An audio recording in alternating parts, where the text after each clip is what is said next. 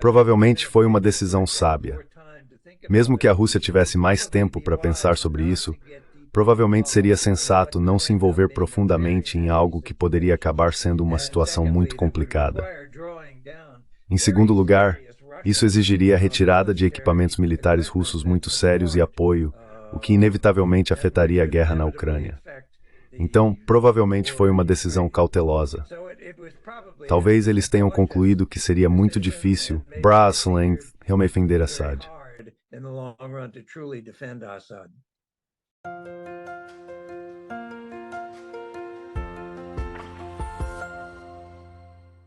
Hello everybody, this is Pascal from Neutrality Studies and today I'm talking Olá, pessoal. Aqui é Pascal do Neutrality Studies e hoje estou conversando pela segunda vez com Graham Fuller, um ex-oficial da CIA, analista geoestratégico e amigo do embaixador Chas Freeman. Graham tem observado o desenvolvimento dos BRICS e os assuntos mundiais, e hoje estamos falando na segunda-feira, 9 de dezembro. Ele está no Canadá, na costa leste, então para ele ainda é domingo, 8 de dezembro. Mas o que acabou de acontecer é uma revolução, basicamente na Síria, e quero dizer uma revolução no sentido de mudanças realmente grandes em toda a Ásia Ocidental.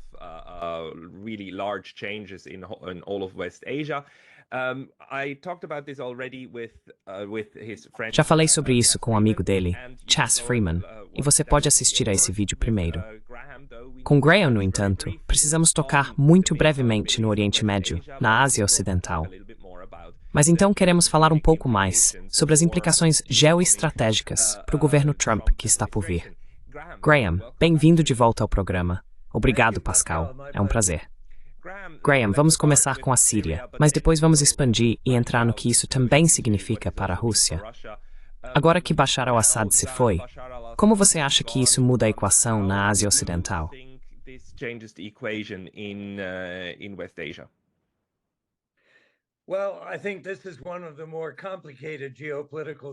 Bem, eu acho que esta é uma das situações geopolíticas mais complicadas do mundo.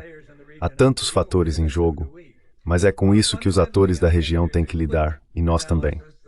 Fundamentalmente, acho que há uma análise rápida que é lançada, não é imprecisa, de que os grandes perdedores são a Rússia e o Irã, e claro, a Síria, e que os grandes vencedores são Israel e os Estados Unidos. Acho que isso é provavelmente verdade no curtíssimo prazo. Mas qualquer pessoa que acompanha o Oriente Médio por muito tempo percebe que nenhuma situação permanece a mesma por muito tempo. Então eu diria que é bom que as pessoas tenham sentimentos de triunfalismo de curta duração. Mas há muitas armadilhas ocultas sob a situação das quais talvez ainda não estejamos totalmente e prontamente cientes.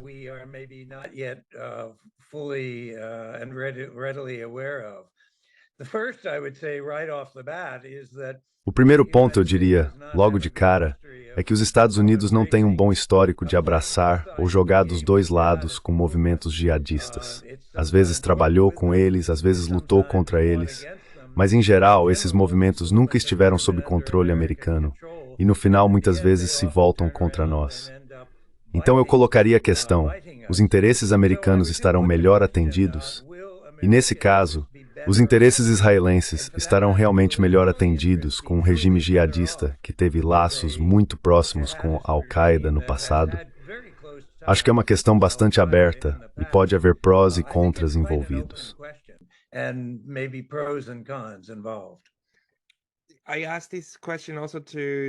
Fiz essa pergunta também a Chas Freeman, mas como é possível que esse grupo islamista pareça de alguma forma se dar bem com Israel e até pareça querer fazer um acordo com eles?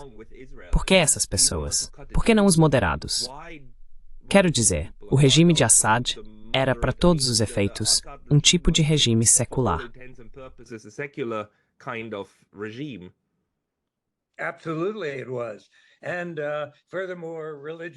Absolutamente foi. Além disso, as minorias religiosas na Síria tinham muito mais confiança vivendo sob a família Assad do que seus grandes medos de um regime islâmico chegando ao poder, o que seria muito difícil para cristãos, judeus e todos os outros tipos de grupos. Acho que um dos fatores mais claros aqui é que o novo regime jihadista em Damasco tem que ser muito cuidadoso neste momento. Eles mal chegaram. Eles não sabem onde estão os escritórios ou como administrar o país.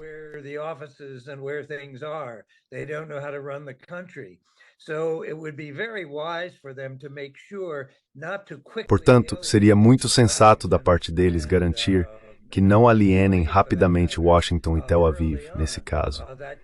No início, isso poderia talvez desencadear uma reação negativa de Washington e Israel que poderia levar a oposição deles a esse novo movimento jihadista em Damasco, o que eles não querem e provavelmente não estão preparados ou prontos para enfrentar. Mas eu não, Acho difícil acreditar que um movimento islâmico bastante sério vá de repente mudar de postura e decidir que, bem, é tranquilo se dar bem com Israel e os Estados Unidos e que isso faz parte de uma agenda islâmica. Isso simplesmente não é o mundo real.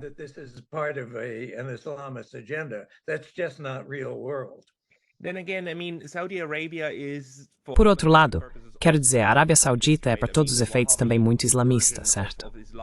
Quero dizer, a versão Wahhabi do Islã é extrema em termos de como exige adesão ao seu credo da fé muçulmana, certo? Então talvez estejamos vendo algo assim emergir.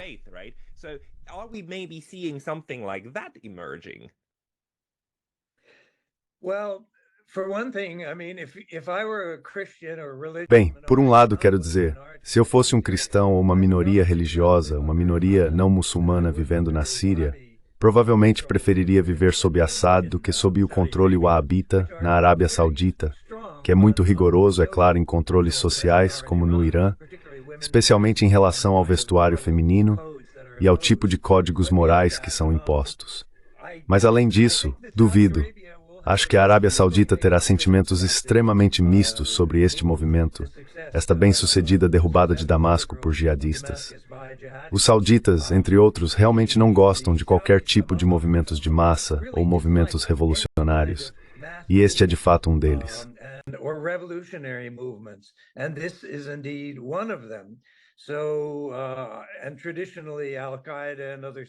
Tradicionalmente, a Al-Qaeda e outros movimentos semelhantes não têm sido amigáveis com a Arábia Saudita, Jordânia ou qualquer outro estado que percebam como muito próximo dos Estados Unidos. Então, duvido que os sauditas se sintam confortáveis com esse movimento também. Mas ainda não sabemos. Quero dizer, não vimos as verdadeiras intenções do regime. Mas estou supondo que, dado seu histórico de proximidade com a Al-Qaeda e o tom geral dos movimentos islamistas, é muito improvável que sejam simpáticos ou cooperativos com Israel, os Estados Unidos ou até mesmo a Arábia Saudita, a menos que seja para fins de proteção por enquanto.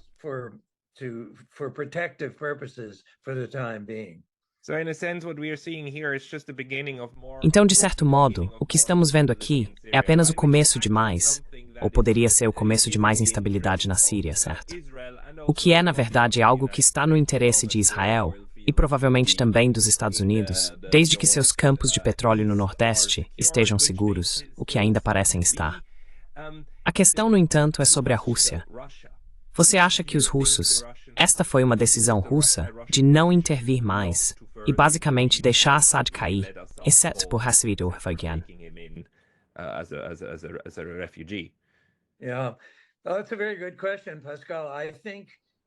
Sim, essa é uma pergunta muito boa, Pascal.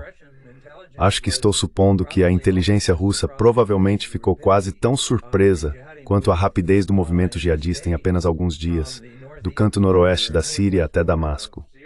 Todos foram pegos de surpresa com isso, talvez até os próprios jihadistas, à medida que o regime de Assad colapsava. Mas acho que, pensando bem, foi provavelmente sábio, mesmo que a Rússia tivesse mais tempo para pensar sobre isso, não se envolver profundamente em uma situação que poderia acabar sendo muito complicada.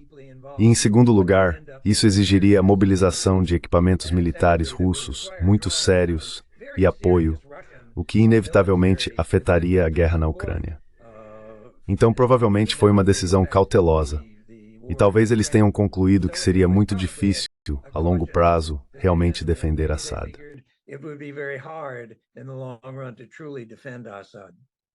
Brian Berletic from the New Atlas yesterday in a program. Brian Berletic do New Atlas ontem em um programa, seu julgamento é que mesmo grandes potências não têm poder infinito. E se os Estados Unidos não conseguiram manter o Afeganistão e basicamente tiveram que se retirar para um movimento de libertação islâmico, então isso pode ser o paralelo agora na Síria. Existem apenas recursos finitos. E para a Rússia, é muito mais importante realmente continuar consolidando o que conquistaram na Ucrânia, na Europa, em vez de tentar desviar recursos. Você acha que isso é algo que provavelmente foi considerado no cálculo estratégico em Moscou?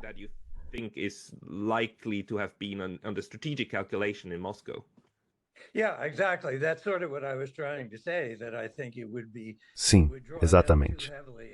Isso é mais ou menos o que eu estava tentando dizer, que acho que isso consumiria demais os recursos militares russos para se envolver em uma situação muito incerta na Síria, onde poderia ser uma verdadeira armadilha.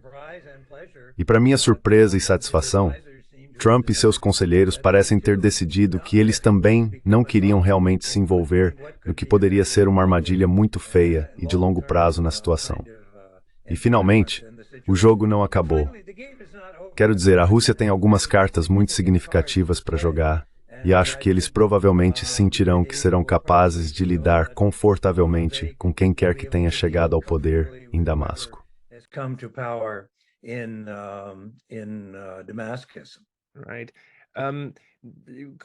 Certo. Pergunta, e esta é a última coisa que quero falar sobre a Síria, mas me pergunto sobre isso. Agora, temos uma situação que pode ser problemática para os Estados e sua aliança com a OTAN, porque, por um lado, temos a parte nordeste, que é controlada por grupos curdos com o apoio dos Estados Unidos. Além disso, os Estados Unidos têm os campos de petróleo e assim por diante. Existe esse acordo tácito, mas então o resto da Síria agora é controlado por grupos muito próximos à Turquia, que são explicitamente hostis aos curdos. Erdogan na Turquia tem sido claro, como os turcos, os curdos são um grande problema para ele. E ele tem lutado contra eles, usando esses grupos como procuradores para lutar com os curdos. Mas isso agora significa que dois membros da OTAN, membros muito importantes da OTAN na Síria, estão basicamente tendo interesses opostos quando se trata da massa terrestre ou do que estão ocupando, certo? Ou seus procuradores estão ocupando. Como você acha que isso vai se desenrolar?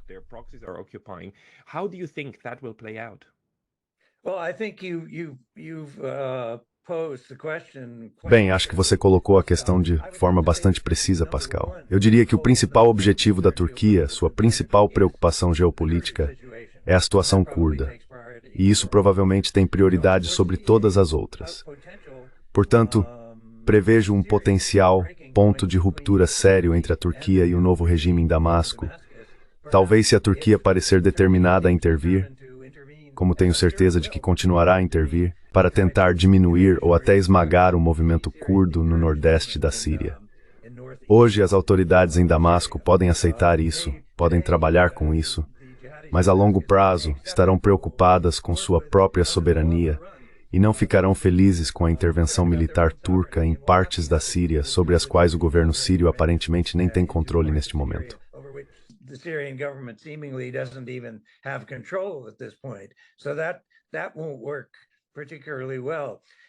Então isso não vai funcionar particularmente bem. E também quero dizer, há memórias históricas longas. Existe uma relação de amor e ódio entre turcos e sírios. Como você sabe, a Síria foi parte do Império Otomano por muito tempo.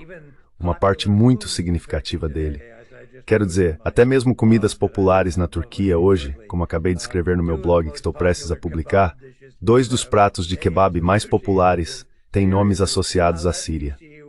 Há o Halep Kebab, que é meio que o prato de Alepo, e depois o kebab de Damasco, que é muito, muito popular. Então essas são culturas bastante diversas, mas uma é árabe e a outra é turca, e os árabes estiveram sob domínio turco por muito tempo. Então há sentimentos mistos aí. Não acho que isso seja necessariamente um casamento de longo prazo feito no paraíso.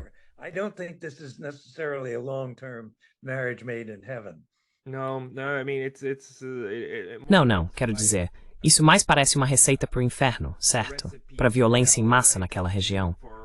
Quero dizer, há tantos atores agora, e os israelenses já estão tentando anexar mais partes das colinas de Golã. De qualquer forma.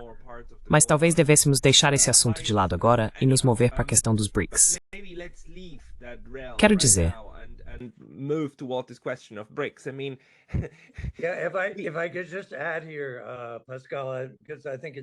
Se eu puder acrescentar aqui, Pascal, porque acho que é significativo, temos visto um grande sucesso triunfante de Israel contra o Hezbollah e o Hamas ao eliminar suas lideranças, pelo menos.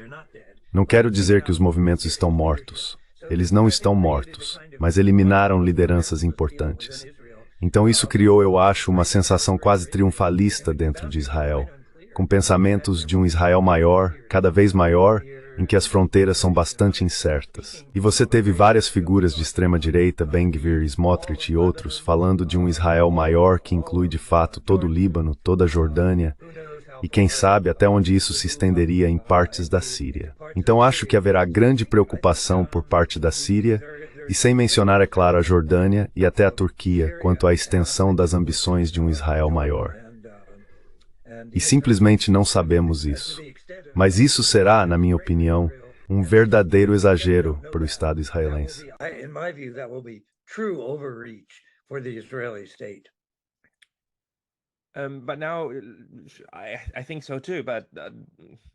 Mas agora, eu também acho, mas Israel é notoriamente difícil de prever.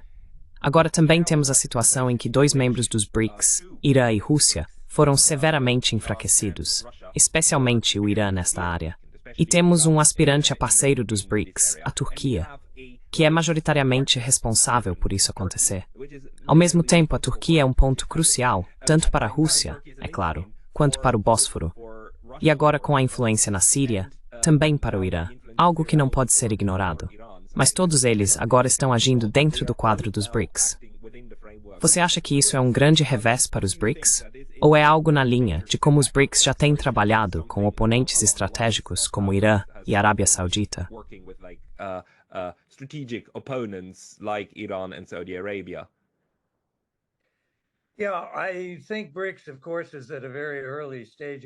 Sim, eu acho que o BRICS, é claro, está em um estágio muito inicial de seu desenvolvimento.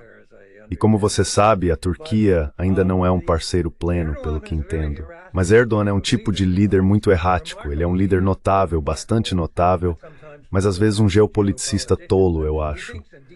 Mas ele pensa em termos geopolíticos profundos. Quer dizer, a Turquia, como você sabe, se vê não apenas como Turquia, mas como uma potência mediterrânea, uma potência do Oriente Médio, uma potência balcânica, uma potência caucasiana, uma potência da Ásia Central. Eles estão até se aventurando na África e coisas desse tipo, uma potência muçulmana. Então acho que a Turquia talvez esteja jogando um jogo arriscado agora em relação à Rússia, nesse aspecto. A Rússia não pode estar feliz com o apoio da Turquia ao movimento jihadista, que enfraqueceu a posição da Rússia na região. E acho que Erdogan vai ter que chegar a algum acordo com a Rússia sobre como ele vai jogar esse jogo. With Russia as to how he is going to play this game. And which is the more important part? Is it to be part of BRICS? E qual é a parte mais importante? É fazer parte do BRICS e as vantagens de lidar com a Rússia ou as vantagens de jogar jogos na Síria. Meu palpite é que a Rússia é o jogador mais importante, mesmo para a Turquia. Mas talvez a Turquia apenas diga, sinto muito, peça desculpas e volte a tentar trabalhar mais de perto com a Rússia. Porque o BRICS realmente importa. Não acho que isso seja um golpe terrível para o BRICS, mas é indicativo de como, à medida que o BRICS se expande, inevitavelmente haverá grupos e países dentro dele que estarão em desacordo uns com os outros de uma forma ou de outra. O grande desafio para o BRICS será se ele é capaz de reunir países que tiveram relações mais hostis. Já vimos isso com a China, com seu trabalho notável em reunir Arábia Saudita e Irã. Work in bringing together Saudi Arabia and Iran. Você acha que a China tentará influenciar esse processo? Ou o que quer que esteja acontecendo agora entre Turquia, Irã e Rússia para reparar laços? Ou a China ficará fora dessa constelação muito complexa agora? It's very complex constellation now. It is extremely complex. I tend to think that China will É extremamente complexo. Eu tendo a pensar que a China vai ficar de fora neste momento, em parte porque é tão complicado e a China tem jogos maiores para jogar. Não acho que a China realmente veja isso como um revés para o BRICS. O BRICS tem muito mais em sua agenda: trabalho econômico, de desenvolvimento e político que está tentando se manter fora de conflitos, mas sim resolver conflitos. Acho que a curto prazo, a China provavelmente optará por ficar de fora.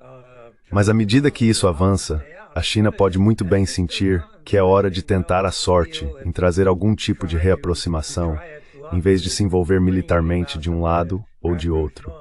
Realmente não acho que a China queira fazer isso neste estágio. One side or the other. I really don't think China wants to do that at this stage.